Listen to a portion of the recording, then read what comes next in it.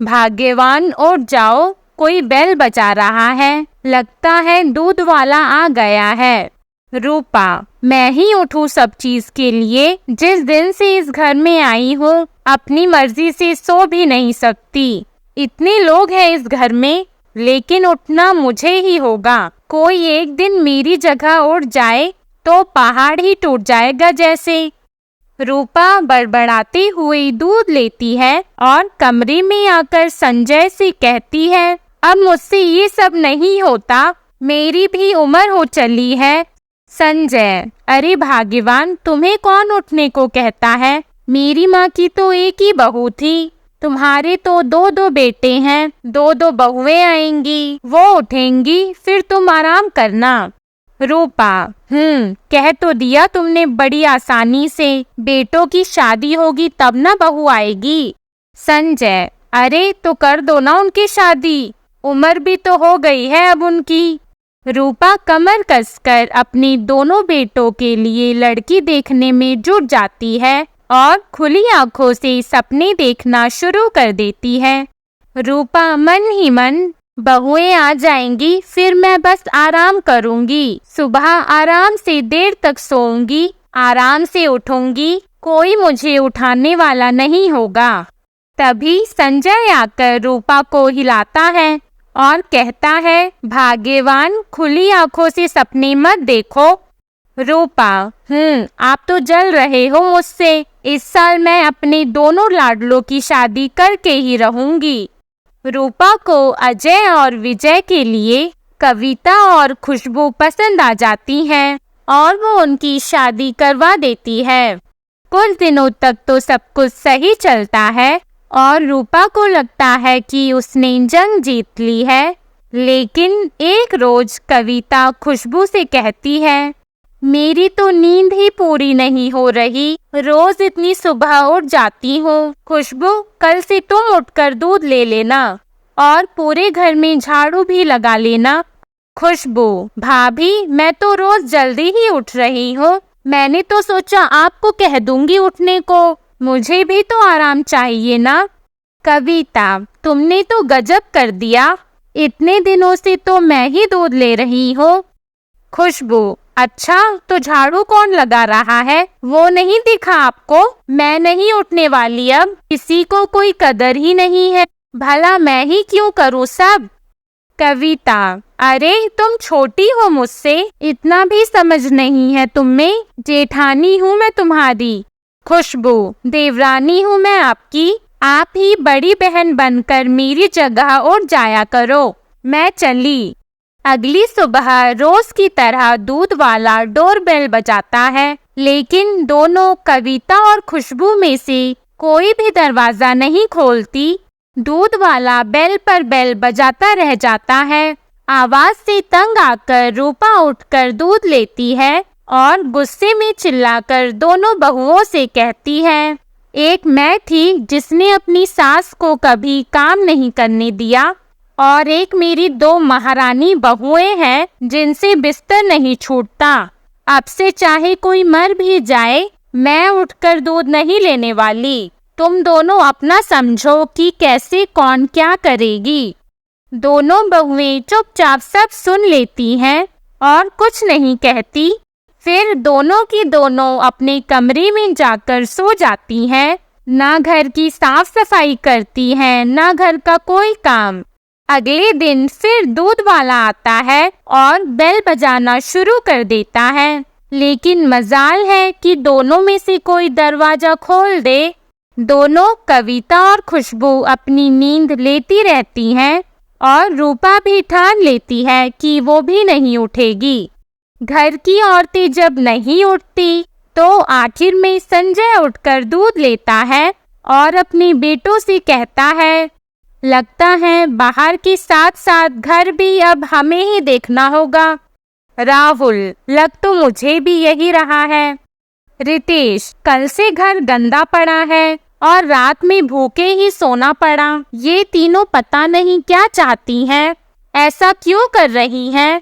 संजय, इनकी छोड़ो, इनके हिसाब से चलेंगे तो घर में कोई काम नहीं होगा, हम तो भूख से ही मर जाएंगे। आज से दूध मैं ले लूंगा और फिर सब्जियां और फल लेने बाजार चले जाऊंगा। अजय, तुम सुबह का झाड़ू पोछा कर लेना और विजय नाश्ता बना लेना।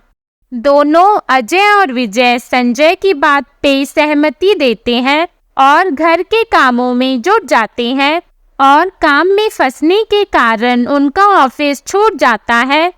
अजय, अरे छोटे, आज की ऑफिस तो छूट गई और बर्तन धोना अभी भी बाकी है और ये लोग तो अभी तक नहीं उठ रही।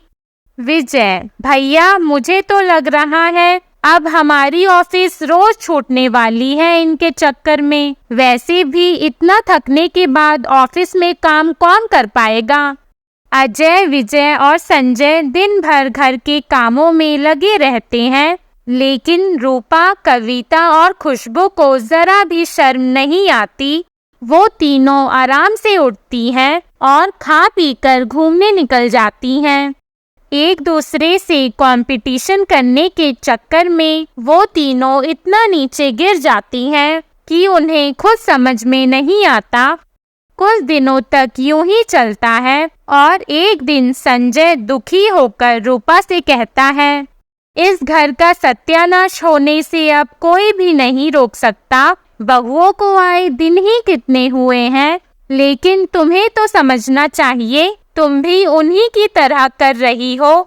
रूपा, रहने दीजिए, आप ना बस मुझे ही गलत बता सकते हैं। कुछ दिनों तक काम पर न जाने से अजय और विजय दोनों की नौकरी छूट जाती है और संजय तो पहले से ही रिटायर हो चुके हैं। महीना बीत जाने के बाद अब घर में पैसों की कमी होने लगती है। कविता, मुझे 5,000 रुपए चाहिए, बहुत दिन हो गया है पार्लर गए हुए। अजय, मेरे पास पैसे नहीं है, मेरी नौकरी भी चली गई है। कविता, क्या नौकरी चली गई है? उधर खुशबू विजय से कहती है, कल मैं मायके जा रही हूँ, मुझे कुछ पैसे चाहिए। विजय, मेरे पास इस वक्त जहर खाने के लिए भी पैसे नहीं है। तुम्हारी हरकतों के कारण लगता है मैं किसी दिन रोड पर खड़ा मिलूंगा। नौकरी तो चली गई है, लगता है अब झाड़ू पोछा ही करना लिखा है उम्र भर। खुशबू, क्या सच में नौकरी चली गई? अगले दिन सुबह रोज की तरह डोरबेल नहीं बजता, क्योंकि दूध वाला पैसे ना मिलने पर दूध देना छोड़ देता है। डोरबेल ना बजने पर आज तीनों जल्दी उठ जाती हैं। उधर घर में एक दाना राशन ना होने के कारण संजय, अजय और विजय आपस में बातें करते हैं और रूपा, खुशबू और कविता ये सब सुन रही होती हैं। अजय, लगता है आज भूखे ही सोना पड़ेगा, घर में एक दाना राशन नहीं है। विजय, कोई हमें अब उधारी भी नहीं देगा, पहले का ही हमारा पैसा बाकी है। संजय की आंखें भर आती हैं और वो कहता है, मैंने कभी ऐसा नहीं सोचा था कि ऐसा दिन भी देखना पड़ेगा। ये सब मेरे कारण हुआ है, ना मैं तुम दोनों की शादी की बात करता और ना ही ऐसी लड़कियां इस घर में आती।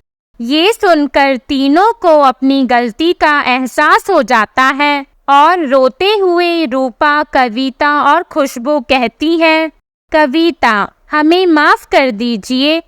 खुशबू, कल से हम जल्दी उठेंगे। रूपा, और घर का सारा काम भी करेंगे। लोग सही कहते हैं, जिस घर की औरतें बिगड़ जाएं, खराब हो जाएं, उस घर को कोई नहीं बचा सकता। कविता, आप दोनों नौकरी वापस ज्वाइन कीजिए, मैं और खुशबू घर संभाल लेंगे। खुशबू, इस बार किसी को शिकायत का मौका नहीं मिलेगा। अजय, देर आए दुरुस्त आए। विजय, कम से कम अक्ल तो आई इन्हें, मुझे तो लगा था ये लोग नहीं सुधरने वाले। अजय और विजय वापस से नौकरी पकड़ लेते हैं और कविता और खुशबू एक अच्छी बहू की तरह घर की जिम्मेदारी संभाल लेती हैं और रूपा भी जल्दी उठकर बहुओं के काम में हाथ बटाने लगती है। आपको हमारी कहानी कैसी लगी कमेंट करके ज़रूर बताइएगा और हमारी वीडियो को लाइक और ऐसी अन्य कहानियों के लिए हमारे चैनल घर घर की कहानी को सब्सक्राइब कीजिएगा। धन्यवाद।